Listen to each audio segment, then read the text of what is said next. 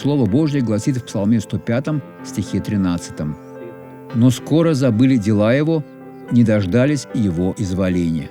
Это очень печально, когда народ Божий забывает дела Божьи, поскольку Его дела делались не один раз. Они осуществляются всякий раз, когда мы захотим. И главное, что они уже были сделаны, вам теперь осталось только верить. В Библии сказано, что Бог хочет, чтобы мы делали добрые дела, которые Он предназначил нам исполнять. Они не дождались изволения Бога, ответа Господа в завете.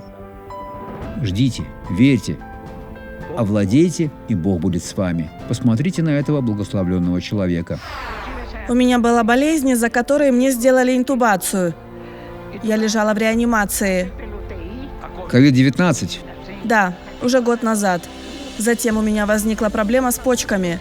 И благодаря милости Бога я нахожусь здесь. Сегодня я не хотела идти, поскольку лукавый считал, что я не должна приходить.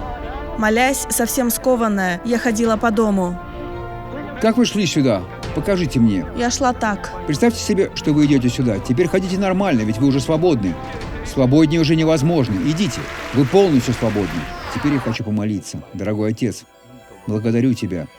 Ведь они скоро забыли. Но мы не забудем, Отец. Некоторые забыли, но теперь вспомнили. Я буду помнить о деле, сделанном Богом. Я буду верить, что Он сделал его для меня. И что еще произошло, Бог? Мы ждем Твоего изволения, Твоего творения и благодарим во имя Иисуса. Скажите аминь.